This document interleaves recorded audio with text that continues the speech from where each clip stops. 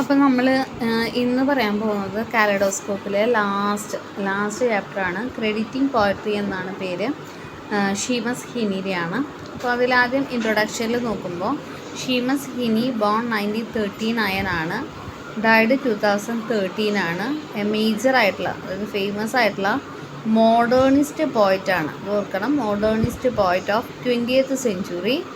Was born in county Derry, North Ireland. So അദ്ദേഹം north അയർലാൻഡിലാണ് ജനിച്ചത്. To a family of farmers and cattle sellers. So കന്നുകാലികളെ വിൽക്കുന്നവർ, അതുപോലെ തന്നെ ഫാമേഴ്സ്, കർഷകരുടെ കുടുംബത്തിലാണ് ഷീമസ് ഹീനിയുടെ ജനനം. He studied English at Queen's University Belfast. അദ്ദേഹം ഇംഗ്ലീഷ് പഠിച്ചു ഫ്രം 1957 അന്ന് മുതൽ. ഇൻ 1960s 1960കളിൽ Heaney was a part of, Heaney ഭാഗമായിരുന്നു എന്തിൻ്റെ, ബെൽഫാസ്റ്റ് റൈറ്റേഴ്സ് ഗ്രൂപ്പിൻ്റെ run by Philip Hobsbaum and published his first collection of poems. So Seamus ഹീനിയുടെ first collection of poems publish ചെയ്യുന്നത് 1966 ഓർക്കുക. Titled death of a naturalist. എന്തായിരുന്നു title? Death of a naturalist. He served briefly as A lecturer at Queen's University. So കുറച്ചു കാലം Queen's യൂണിവേഴ്സിറ്റിയിൽ ലെക്ചറിലായിരുന്നു. Then moved to rural country. പിന്നെ അങ്ങോട്ട് മാറി Wicklow in 1972 and later to Dublin. പിന്നെ ഇങ്ങോട്ട് മാറിയത് ഡബ്ലിനിലേക്ക്. He was appointed to a professorship at Harvard in 1984. So ഹാർവാർഡിൽ ഒരു പ്രൊഫസറായിട്ട് വെച്ചു. He served as the professor of poetry at Oxford. Then Oxford യൂണിവേഴ്സിറ്റിയിൽ അദ്ദേഹം പോയട്രിയുടെ പ്രൊഫസറായിട്ട് ജോലി ചെയ്തിട്ടുണ്ട് from 1989 to 1994. He authored over 20 volumes of poetry. So 20 volumes of poetry അദ്ദേഹത്തിൻ്റെ പേരിലുണ്ട്. നോട്ടബ്ലി ഫേമസ് ആയിട്ടുള്ളത് ഏതാ? നോർത്ത് എന്ന് പറഞ്ഞിട്ട് 1975, same things 1991. He was a prolific critic. Prolific means famous. ക്രിറ്റിക്കാണ്, എഡിറ്ററാണ് and translator as well. He won the Nobel prize in literature. So അദ്ദേഹത്തിന് Nobel prize കിട്ടുന്നത് ലിറ്ററേച്ചറിൽ 1995 and crediting poetry is a lecture he delivered at the Swedish academy. So അത് ഓർക്കാം, crediting poetry എന്ന് പറയുന്ന lecture അദ്ദേഹം സ്വീഡിഷ് അക്കാദമിയിൽ deliver ചെയ്തതാണെന്നും കൂടെ ഓർക്കാം. Seamus ഹീനി is considered as the poet who presence A coherent vision of Ireland, whose poetry revolves around the farms and cities of modern northern Ireland, its natural culture and language, as well as effects of civic rights strife. So Seamus ഹീനി എന്ന് പറഞ്ഞ പോയിറ്റ് എപ്പോഴും അയർലാൻഡിൻ്റെ മൊത്തത്തിലുള്ള വിഷന് സത്യമായ രീതിയിൽ തന്നെ അദ്ദേഹത്തിൻ്റെ കവിതകളിലൂടെ കാണിച്ചു. അദ്ദേഹത്തിൻ്റെ കവിതകളിൽ നമുക്ക് ഫാംസ്, പാടങ്ങൾ കാണാം, സിറ്റീസ് ഓഫ് മോഡേൺ നോർത്ത്ലാൻഡ് കാണാം, അയർലാൻഡിലെ മോഡേൺ സിറ്റീസ് കാണാം, അതുപോലെ തന്നെ നാച്ചുറലായിട്ട് കൾച്ചർ, സംസ്കാരം കാണാം, ലാംഗ്വേജ് കാണാം, അതുപോലെ തന്നെ സിവിക് സ്ട്രൈഫ്, സമരങ്ങളും കാര്യങ്ങളൊക്കെ കാണാം. As a poet from northern അയർലാൻഡിൽ നിന്ന പോയിറ്റ് ആയതുകൊണ്ട് തന്നെ Heaney was forced to reflect in his work. Heaney നിർബന്ധിതനായി അദ്ദേഹത്തിൻ്റെ വർക്കുകളിൽ കാണിക്കാൻ ഇതിനെക്കുറിച്ച് ഓൺ ദ ട്രബിൾസ്, പ്രശ്നങ്ങളെക്കുറിച്ചിട്ട്, the violent political struggles, violent ആയിട്ടുള്ള പൊളിറ്റിക്കൽ സ്ട്രഗിൾസ്, രാഷ്ട്രീയ പ്രശ്നങ്ങൾ between Catholic Republicans and Protestant unionist between 1968 and 1988. 1968 മുതൽ 1988 വരെ, 1968 to 1988, കാത്തലിക് റിപ്പബ്ലിക്സും പ്രൊട്ടസ്റ്റൻസും തമ്മിലുള്ള ആ ഒരു പൊളിറ്റിക്കൽ, രാഷ്ട്രീയപരമായിട്ടുള്ള പ്രശ്നങ്ങൾ കാണിക്കാനായിട്ട്, ട്രബിൾസ് കാണിക്കാനായിട്ട് ഷീമസ് ഹീനി നിർബന്ധിതനായി എന്ന് പറയുകയാണ്. Okay, in the Nobel lecture as expected here. ഇവിടെ നോബൽ ലെക്ചറാണ് നമുക്ക് പഠിക്കാനുള്ളത്. ആ ലെക്ചറാണ് നമുക്ക് പഠിക്കാനുള്ളത്. Heaney discusses his experience growing up in a protected prehistorical preliterature setting in the rural farmstead. Heaney നമുക്ക് വിശദമായിട്ട് പറയുന്നുണ്ട് വളർന്നു വരുമ്പോൾ ഉണ്ടായ അദ്ദേഹത്തിൻ്റെ അനുഭവം. അദ്ദേഹം വളരെ സംരക്ഷിതമായിട്ടുള്ള ഒരു ചൈൽഡ്ഹുഡായിരുന്നു അദ്ദേഹത്തിന്. അതുപോലെ പ്രീഹിസ്റ്റോറിക്കലായിട്ടുള്ള, ലിറ്ററലായിട്ടുള്ള, അതായത് ചരിത്രങ്ങൾ വരുന്നതിനേക്കാൾ മുൻപ് അല്ലെങ്കിൽ ലിറ്ററേച്ചറിന് മുൻപ് ഉണ്ടായിരുന്നൊരു റൂറൽ ഫാം സ്റ്റഡിനെ കുറിച്ചിട്ട്, and how language emanating from the radio, അദ്ദേഹത്തിന് ഭാഷയുമായിട്ടുള്ള ആദ്യത്തെ ബന്ധം വരുന്നത്, ഭാഷയെ അദ്ദേഹം അടുത്തറിയുന്നത് റേഡിയോയിലൂടെയാണ്. അതിനെക്കുറിച്ച് അദ്ദേഹം പറയുന്നുണ്ട്. ആൻഡ് ലേറ്റർ പോയട്രി, പിന്നെ കാര്യങ്ങൾ അറിയുന്നത് ഇതിലൂടെയാണ്, കവിതയിലൂടെയാണ്. അതിനെക്കുറിച്ചും പറയുന്നുണ്ട്. പിന്നീട് ഈ പോയട്രി, ലേറ്റർ പോയട്രി, കവിതയാണ് becomes his stepping stones to large consciousness of history. ചരിത്രത്തെക്കുറിച്ച് അദ്ദേഹത്തെ അറിയാനായിട്ട് സഹായിച്ചത്, അല്ലെങ്കിൽ ചരിത്രത്തെക്കുറിച്ച് ബോധം ഉണ്ടാവാനായിട്ട് അദ്ദേഹത്തെ സഹായിച്ചത് എന്താണ്? പോയട്രി ആണെന്ന് പറയുകയാണ്, കവിതയാണ്. He credits poetry as a reason. അപ്പോൾ അദ്ദേഹം എല്ലാ ക്രെഡിറ്റും കവിതയ്ക്കാണ് കൊടുക്കുന്നത്. എല്ലാം അദ്ദേഹം എന്ത് നേടിയോ എല്ലാം കവിത കാരണമാണെന്ന് പറയുന്നത്. He credit poetry as a reason that has allowed him to reflect, ഓരോ പ്രശ്നം മനസ്സിലാക്കാനും, ആൻഡ് പ്രസൻറ്റ് ഹിസ് എക്സ്പീരിയൻസ്, അനുഭവങ്ങൾ പ്രസൻറ്റ് ചെയ്യാനും, അദ്ദേഹത്തിൻ്റെ പ്രശ്നങ്ങൾ, ഓരോ കാര്യങ്ങൾ പറയാനും, ആൻഡ് എക്സ്പീരിയൻസ് ഓഫ് കോംപാട്രയറ്റ്സ്, ഓരോരുത്തരുടെ പ്രശ്നങ്ങൾ, അനുഭവങ്ങൾ പറയാനും, ലിവിങ് ത്രൂ എ ഇറ ഓഫ് വയലൻസ്, കാരണം വയലൻസിൻ്റെ ഒരു കാലഘട്ടമാണ് അല്ലേ. അപ്പോൾ എല്ലാ ജനങ്ങളിലേക്ക് എത്തിക്കാനായിട്ട് അദ്ദേഹത്തെ സഹായിച്ചത് പോയട്രിയാണെന്ന് പറയാണ്. വിച്ച് ഇവൻച്വലി ലെഡ് ഹിം, അതേ കവിത, അതേ പോയട്രികൾ തന്നെയാണ് അദ്ദേഹത്തെ എന്തിലേക്ക് എത്തിച്ചതും? നോബൽ സമ്മാനത്തിലേക്ക് അദ്ദേഹത്തെ എത്തിച്ചതും. സോ എല്ലാത്തിൻ്റെ ക്രെഡിറ്റും എന്തിനു കൊടുക്കുകയാണ്? അദ്ദേഹം പോയട്രിക്ക് കൊടുക്കുകയാണ്. എന്താണ് ക്രെഡിറ്റിംഗ് പോയട്രി എന്ന് തന്നെ ഇവിടെ പേര് വന്നത്. Tracing the evolution of his relationship with poetry. So Seamus ഹീനിക്ക് കവിതയുമായിട്ടുള്ള ബന്ധമാണ് ഇവിടെ നോക്കുന്നത്.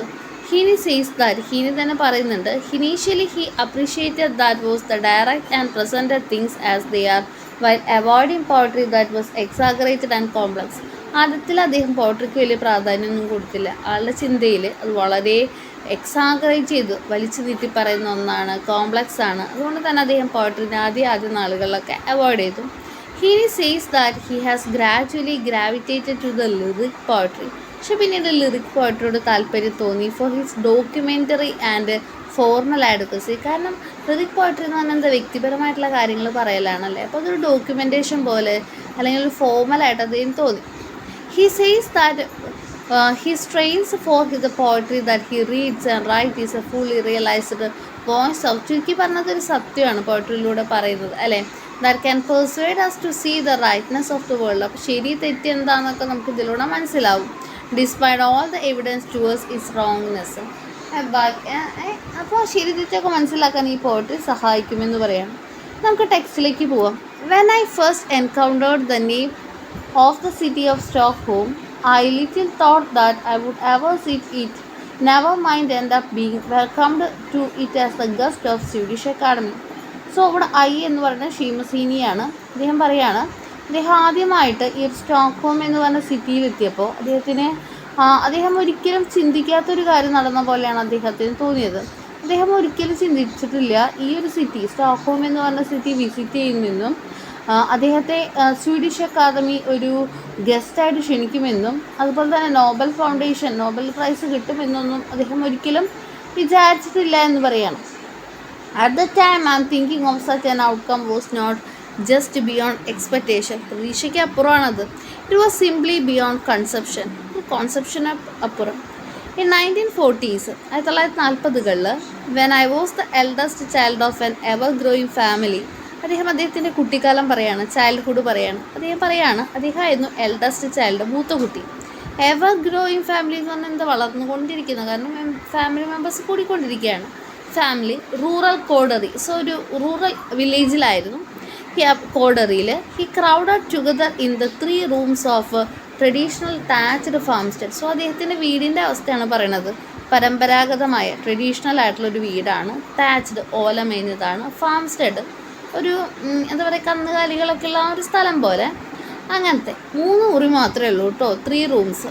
And lived a kind of den life, ഒരു ഡെൻ ലൈഫ്, മൃഗങ്ങളൊക്കെ ജീവിക്കുന്ന പോലത്തെ ഒരു ലൈഫായിരുന്നു. Which was more or less emotionally and intellectually proofed against the outside world. ചുരുക്കി പറഞ്ഞാൽ പുറം ലോകമായിട്ട് വലിയ ബന്ധമില്ല എന്നർത്ഥം. It was an intimate physical creaturely existence. പക്ഷേ വളരെ അടുപ്പം ഈ ഫാമിലി മെമ്പേഴ്സ് തമ്മിൽ നല്ല ബന്ധമുണ്ട്. അങ്ങനെ ഇൻറ്റിമേറ്റായ ഫിസിക്കലായിട്ടുള്ള ക്രിയേച്ചറിലൂടെ നിലനിൽപ്പാണ് അവിടെ ഉണ്ടായിരുന്നത്. ഇൻ വിച്ച് ദ നൈറ്റ്, രാത്രികളിൽ sound of horse in the stable എന്ന് പറഞ്ഞാൽ എന്താ, കുതിര സ്റ്റേ ചെയ്യുന്ന സ്ഥലം അല്ലേ. സോ ആ കുതിരയുടെ സൗണ്ടുകൾ കേൾക്കാം. ബിയോണ്ട് 1 ബെഡ്റൂം വാൾ, ഒച്ച മുറിക്കപ്പുറം കുതിരകൾക്ക് താമസിക്കാനുള്ളതാണ്. അപ്പോൾ കുതിരയുടെ ശബ്ദം കേൾക്കാമെന്ന് പറയാണ്. മിങ്കിൾഡ് വിത്ത് സൗണ്ട് ഓഫ്, കുതിരയുടെ ശബ്ദം മാത്രമാണോ രാത്രികളിൽ കേൾക്കുക? അല്ല, ആ വീട്ടിലെ മുതിർന്നവരുടെ കോൺവെർസേഷനും കേൾക്കാൻ പറ്റും. ഫ്രം ദ കിച്ചൺ, അടുക്കളയിൽ നിന്ന്, ബിയോണ്ട് ദ അതർ, പിന്നെയും. We took in everything that was going on, അവരെന്താ മുതിർന്നവർ പറയുന്നതെന്നൊക്കെ അന്ന് ഈ ചെറുത്തിൽ ഷീമസീനിയുടെ കുട്ടിക്കാലത്ത് ഇവർ ശ്രദ്ധിക്കാറുണ്ടെന്ന് പറയണം.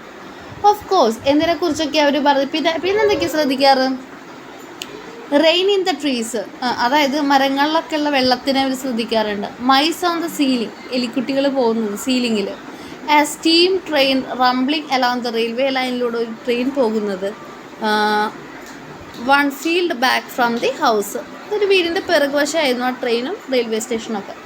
But we took it is in as if were in the doze of hibernation, പക്ഷെ ഒറ്റപ്പെട്ടൊരവസ്ഥ അല്ലേ, ഹിസ്റ്റോറിക്കൽ ചരിത്രമൊന്നുമില്ലാതെ ഒരു, നമ്മൾ പറയില്ലേ, വളരെ ഒറ്റപ്പെട്ട സ്ഥലം അതുപോലെ. Pre section in suspension between the archaic and modern, അന്ന് ഷീമസീനിക്ക് അറിയില്ല എന്താണ് പഴയത് എന്താണ് മോഡേണിറ്റി എന്നൊക്കെ. We were as susceptible and impressionable as the drinking water that stood in a bucket in a scullery every time a passing train made the earth shake. So അന്നൊക്കെ ചിന്തിച്ചിരുന്നത് ഇങ്ങനെ ട്രെയിൻ പോകുമ്പോൾ ഭൂമി കുലുങ്ങുന്ന പോലെയൊക്കെ. The surface of that water use to ripple delicately, concentrically and in utter silence, വെള്ളം അപ്പം ഇങ്ങനെ കുലുങ്ങി ബക്കറ്റിൽ നിന്ന് താഴെ വീഴുന്നത്.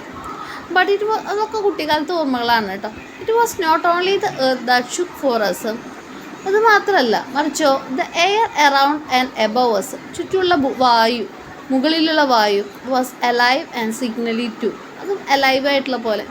When a wind stirred in the beeches, ഒരു വിൻഡ് വരുമ്പോൾ it also stirred an aerial wire, അവിടെ ഒരു ഏരിയൽ വയർ കണക്ട് ചെയ്തതിനെ കുറിച്ച് പറയണം.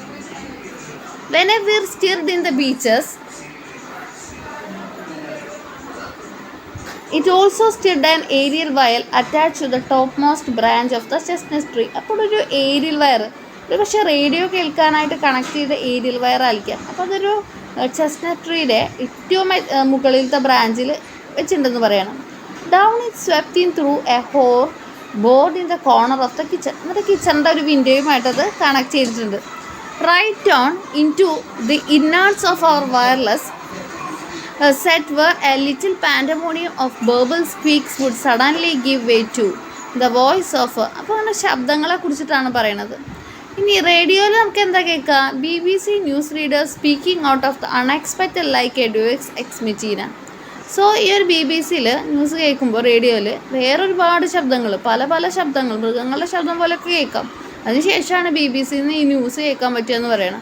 And that voice too we could hear in our ബെഡ്റൂമിൽ കേൾക്കാം. Transmitting from beyond and behind the voices of, അങ്ങനെ ശബ്ദം റേഡിയോയിലൂടെ കേൾക്കുമ്പോൾ അതിനും തടസ്സമായിട്ടുള്ള വീട്ടിലുള്ളവരുടെ സംസാരം കൂടെ ഉണ്ടാവും എന്ന് പറയണം. അതും കിച്ചണിൽ നിന്ന് മുതിർന്നവരുടെ.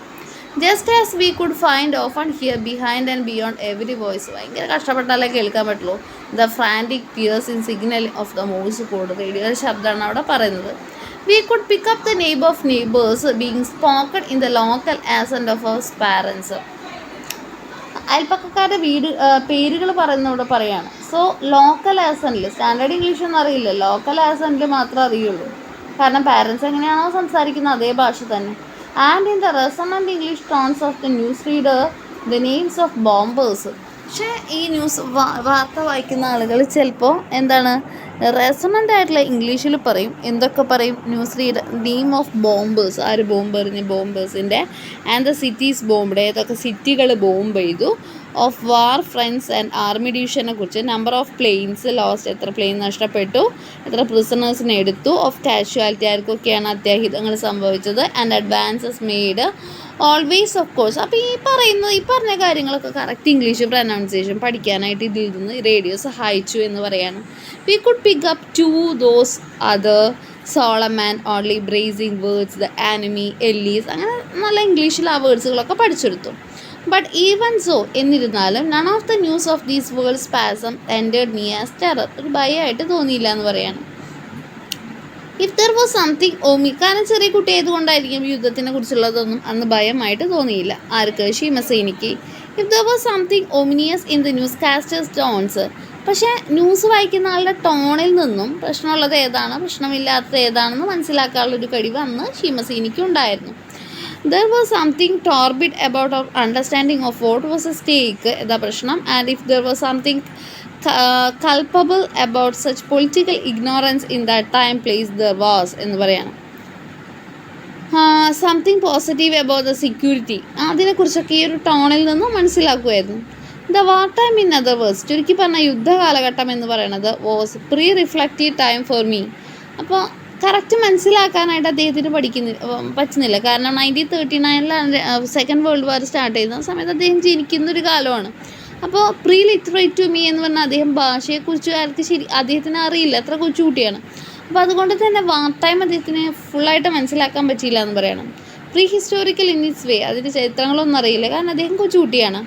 Then as the years when, അങ്ങനെ വർഷങ്ങൾ പോയി, and my listening became more deliberate.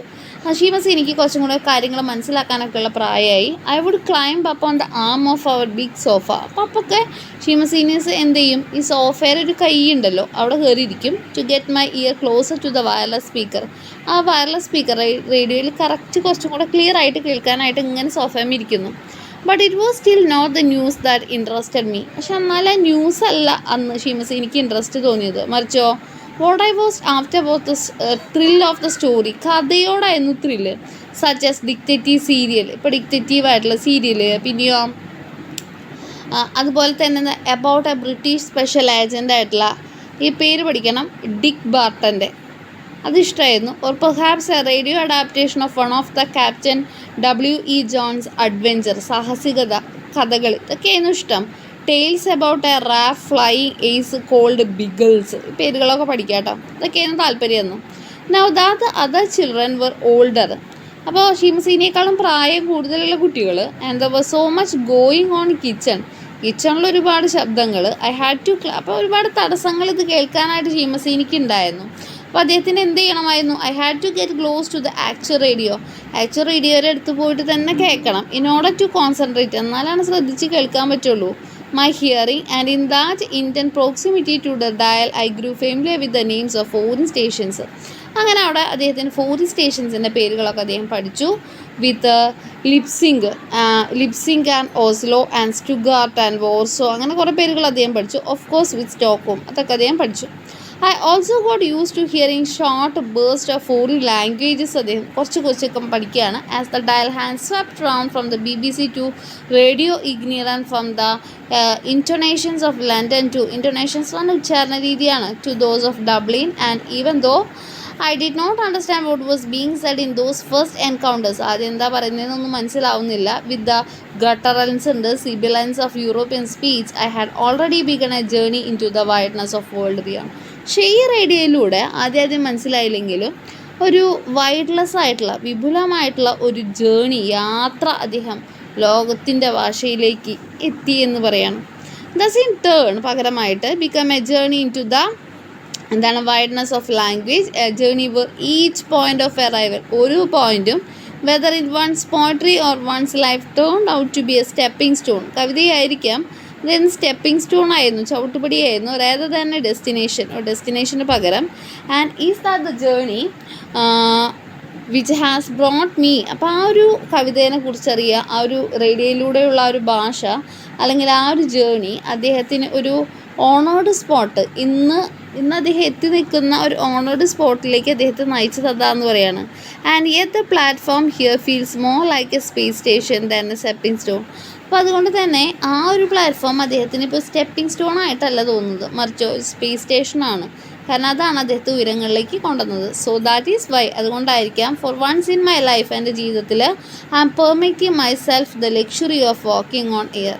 അദ്ദേഹം പറയുകയാണ്, വായുവിലൂടെ സഞ്ചരിക്കാൻ എനിക്ക് സാധിക്കുമെന്ന് അദ്ദേഹം കൂടെ പറയുകയാണ്. I credit poetry for making this space walk possible. അങ്ങനെ ഒരു ഉയരങ്ങളിലേക്ക് എത്താൻ ആ ഒരു സ്പേസ് വാക്കിന് എന്നെ പ്രാപ്തനാക്കിയത് എന്താണ്, പോയട്രിയാണ്. പോയട്രിക്കാണ് അതിൻ്റെ മൊത്തം ക്രെഡിറ്റ് എന്നും കൂടെ അദ്ദേഹം പറയുകയാണ്. ഇതാണ് ഒരു ഫസ്റ്റ് പാർട്ട്. നെക്സ്റ്റ് ക്ലാസ്സിൽ കണ്ടിന്യൂ ചെയ്യാം. Okay, thank you.